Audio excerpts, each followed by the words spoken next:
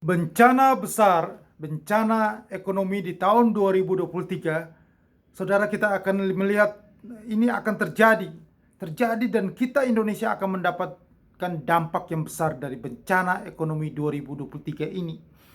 Yang pertama adalah kita lihat mengenai negara Cina yang sampai dengan detik ini masih saja belum selesai mengurusi pandemi COVID-19 yang sejak Desember 2019 sampai dengan hari ini. Detik ini tanggal 28 Desember 2022 masih aja pandemik virus COVID-19 masih menyebar dan Presiden Xi Jinping ya, sudah didemo ya. Demonstrasi yang dilakukan warga China sudah semakin berani dan menggoyang kekuasaan Presiden Xi Jinping dengan turun ke jalan. Ini ada satu bibit-bibit yang makin di kemudian hari akan menjadi hal yang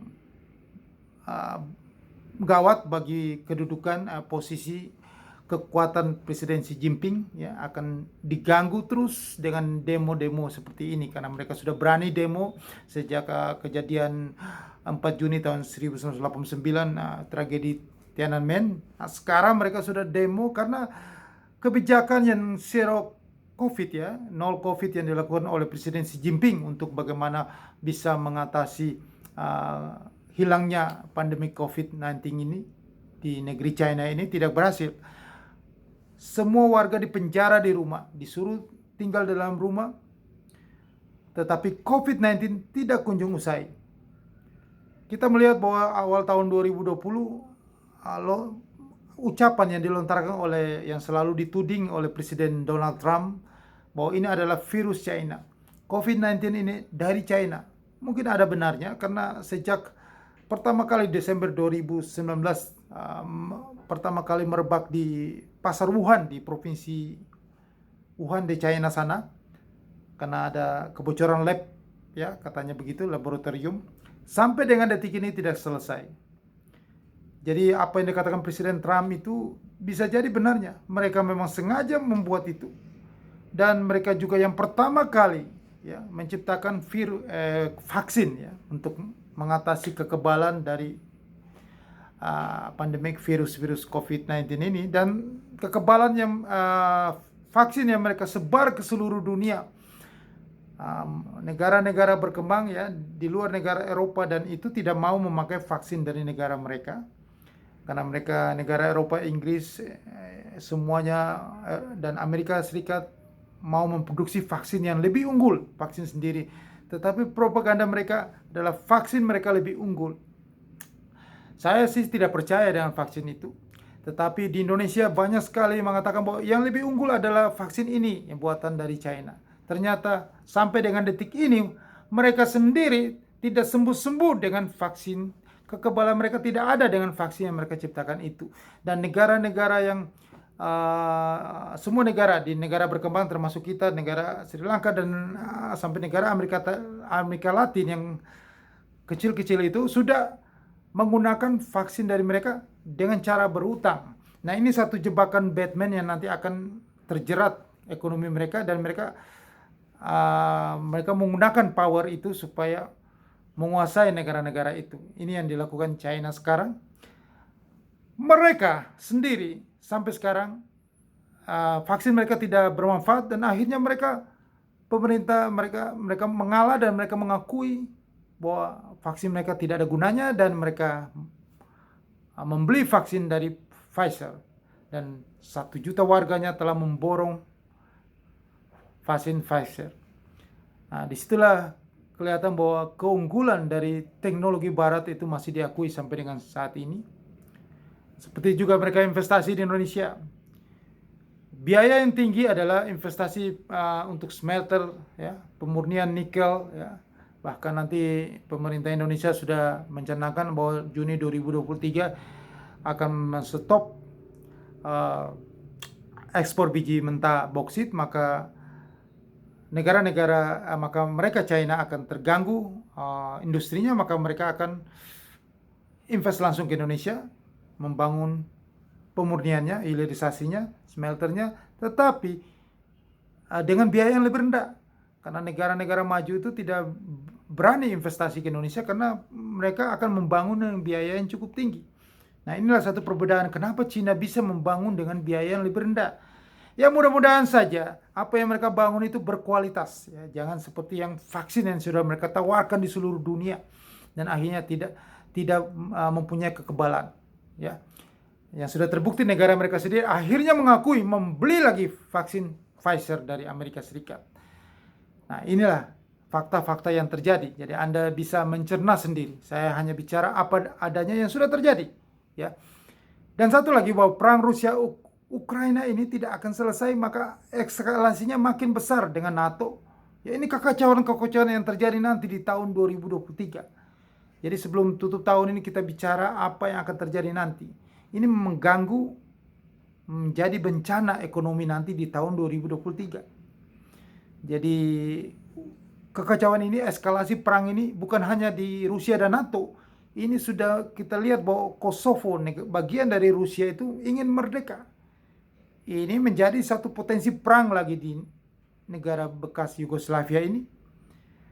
Sehingga Eropa ini menjadi besar. Perang, jadi potensinya menjadi perang dunia ketiga. Dan satu lagi, kalau misalnya nanti sampai ke masa-masa Imlek, tahun baru Cina di China, pandemi COVID-19 tidak selesai, maka rakyat itu akan mengamuk dan akan turun ke jalan mendemo Presiden Xi Jinping. Dan karena takut akan kekuasaannya dan popularitasnya akan menurun, maka Xi Jinping akan membuat bereaksi ya untuk menaikkan popularitasnya. Ya, mungkin saja dia akan menganeksisasi seperti Rusia melakukan aneksisasi terhadap Ukraina. Mungkin saja dia akan melakukan tindakan itu, aneksisasi atau melakukan agresi ke Taiwan, mengambil Taiwan menjadi bagian dari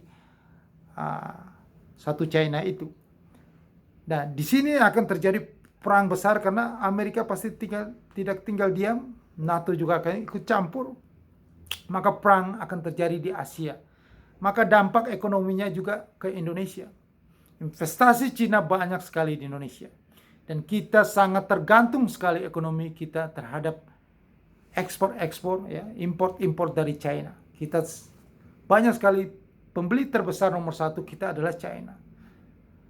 Dengan kejadian ini, maka pertumbuhan ekonomi Cina akan di bawah 1%. Maka dampak juga adalah di kita. Penerimaan negara akan berkurang, ya. Otomatis perang ini akan terjadi, maka seperti Anda lihat bahwa kalau perang terjadi terhadap dua negara itu, maka pasti ekonomi negara itu akan mengalami kontraksi.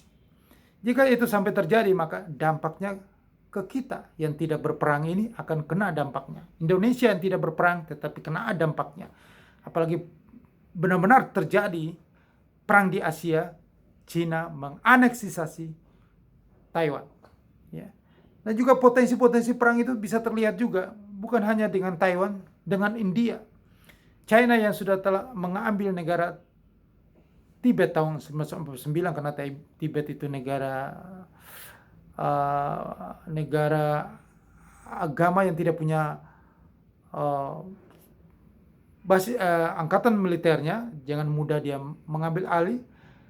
Dan Tibet itu di pegunungan Himalaya itu kaya akan sumber daya air. Sedangkan di bagian barat China, yaitu Provinsi Xinjiang, kering akan air. Cina karena negara padang, sebagian besar gurun juga di sekitar India dan Bangladesh akan kering jika Cina membangun dan sudah dalam proyek membangun pipa yang sekitar 1000 km untuk mengalirkan air dari pegunungan Himalaya ke pembangkit listrik Cina dan kebutuhan-kebutuhan di Cina. Maka daerah-daerah pertanian di sekitar India dan Bangladesh, debit air di sungai yang namanya sungai-sungai yang dekat dengan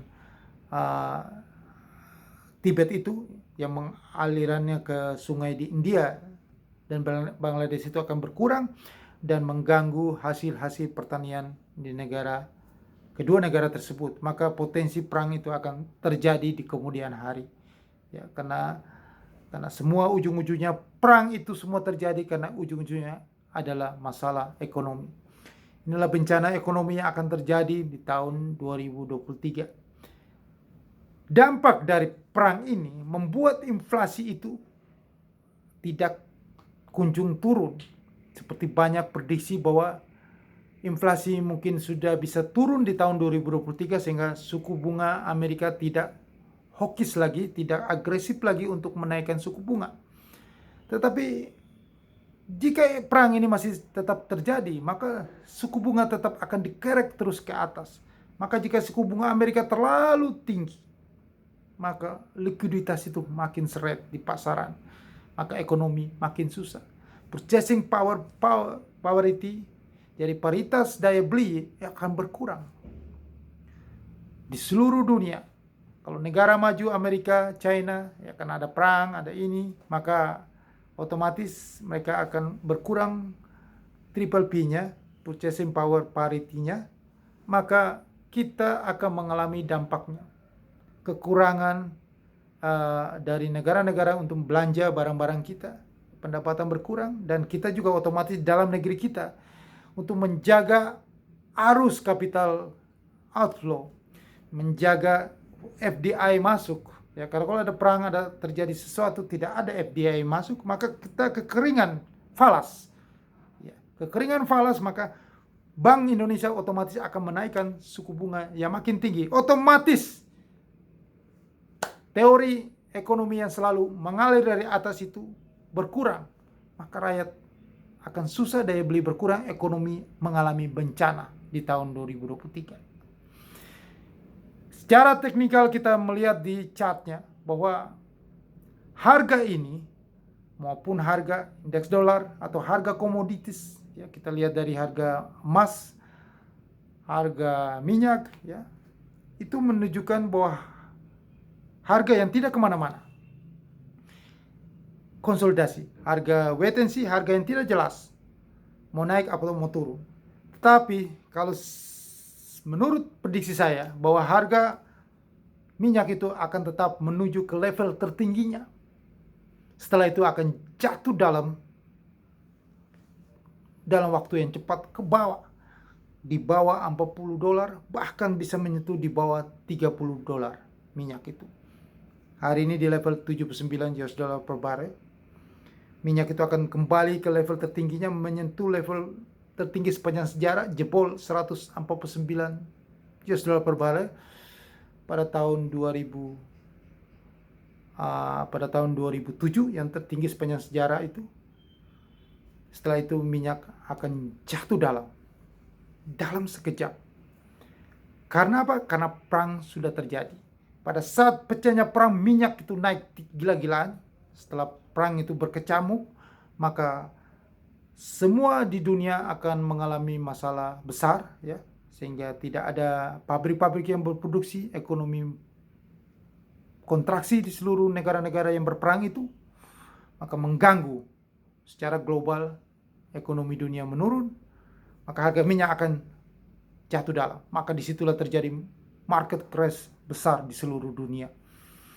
Bursa saham dunia akan jatuh dalam, dolar akan makin tinggi, maka mata uang dunia against US dollar, termasuk kita rupiah, akan amburadul, jatuh banget, mungkin jebol 18.000 di tahun depan.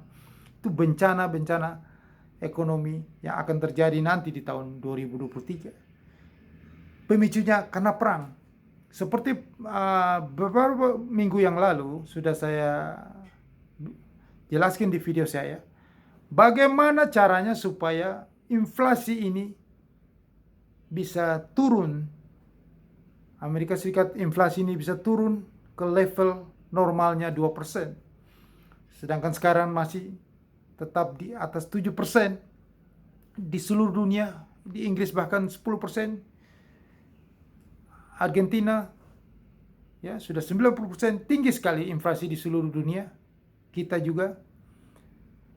Bagaimana caranya? Adalah harus terjadi resesi panjang besar, terjadi Great Depression. Bagaimana itu terjadi? Harus ada bubble, ekonomi itu harus meledak. Nah, ini tanda-tandanya sudah kelihatan bahwa maupun di harga Bitcoin ya, cryptocurrency itu pun di 16.000 aja. Range-nya sudah kecil. 16.000, 17.000. Tidak besar lagi. Ini tanda-tanda bahaya. Dan mau ke atas atau ke bawah. Tapi tidak mungkin ke atas. Ini akan jatuh dalam dan habis nilainya menuju nol. Itu sebuah kepastian. Ya. Inilah tanda-tanda bahaya sebelum tutup tahun ini saya katakan kepada Anda semuanya. Karena di video-video saya sudah katakan bahwa tahun 2022 itu harus terjadi market crash. Di tahun macan air ini. Tetapi sudah tanggal 28 ini. Belum terjadi aja, masih aja ditahan di level itu semua harga-harga. Tetapi range-nya sudah tidak besar lagi. Itu menurut apa yang saya tahu. Ya, semoga tidak terjadi. Tetapi terjadi nanti di sisa beberapa hari ini sebelum tutup tahun, maka itu akan membuat kejutan besar di seluruh dunia. Karena orang di dunia sudah tidak menganggap bahwa akan tidak terjadi lagi di tahun 2022. Mereka selalu sudah menganggap bahwa kejadian market crash luar biasa itu akan terjadi di tahun 2023. Padahal terjadi di 2022, maka banyak makan korban. Hati-hati bahwa yang terjadi kejadian luar biasa, market crash ini seperti pencuri di malam hari. Tidak pernah dikasih tahu bahwa hari ini, malam ini, saya akan datang ke rumah Anda untuk mengambil harta benda Anda. Tidak pernah dikasih tahu. Mereka mau datang pencuri itu selalu melihat bahwa Anda dalam keadaan tidur terlelap. Nah, harus senantiasa waspada. Jangan sampai pikiran Anda sudah berpikir tahun 2023, padahal di sisa beberapa hari ini bisa terjadi sesuatu. Itu adalah saran saya. Tetapi 2023 itu pasti musibah besar itu terjadi, karena itu sudah terlihat. Dan potensi-potensi eskalasi besar itu sudah menunjukkan bahwa akan terjadi bencana ekonomi di tahun 2023. Ya. Bencana itu adalah dari perang yang makin besar eskalasinya. Bisa jadi perang dunia ketiga di tahun 2023. Karena ujung-ujungnya semua adalah, tujuannya adalah untuk menurunkan inflasi ini. Jadi kalau mereka mau menurunkan inflasi ini, berarti ini sejarah berulang 100 tahun lalu. Di mana pada tahun 1929 sampai 1939 terjadi Great Depression. Ya, benar-benar depresi besar, kontraksi ekonomi besar.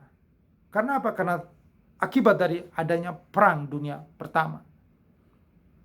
Pandemik flu Spanyol, setelah itu perang dunia pertama, setelah itu terjadi depresi besar, ekonomi mengalami penurunan besar di seluruh dunia, resesi besar, kontraksi ekonomi di seluruh dunia. Ekonomi mati, usaha mati, setelah itu banyak sekali uang diciptakan lagi untuk mengangkat ekonomi kembali. Ini pandangan saya. Karena saya melihat bahwa di dunia ini tidak ada hal yang baru, selalu terjadi pengulangan sejarah saja. Jadi kalau di 100 tahun ini, sekarang ini sudah terjadi pandemik COVID-19, bahkan belum selesai di China.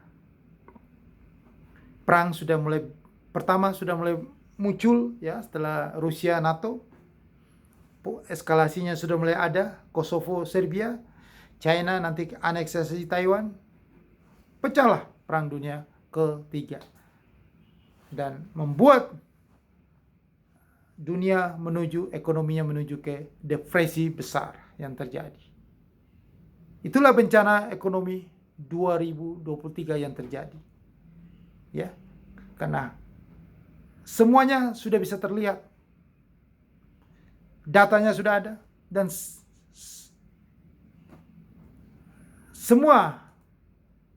sudah saya prediksikan bahwa itu pasti terjadi. Rupiah 18.000 jebol. Masuklah Anda ke futures trading. Futures market adalah peluang yang terbesar untuk Anda. Anda harus percaya itu. Karena Anda bisa melihat sendiri di indeks harga saham, ya, tidak pernah bisa menguat lagi di atas 7.000. Saya sudah katakan, tidak ada Santa Claus rally. Dan tidak ada namanya window dressing. Terbuktikan, mana ada ISG naik. Buktikan besok-besok. Ya, buktikan. Malah asing keluar semuanya. Ketakutan besar akan terjadi. Tidak ada itu. Kalau Anda masih membeli saham, resiko tanggung. Oke? Inilah informasi yang bisa saya berikan kepada Anda bahwa bencana ekonomi 2023 terjadi, benar-benar terjadi. Bukan 100% terjadi, tetapi 1.000.000% terjadi. Ya, ingat subscribe channel YouTube ini, tekan loncengnya, sebarkan kepada semua orang. Ada email yang saya sudah sertakan di bawah video ini, di deskripsi video ini. Bagi Anda yang ingin tahu lebih detail bagaimana bisa memanfaatkan peluang ini, dapatkan keuntungan besar di futures market, trading futures market, hubungi saya. Oke, sukses untuk Anda.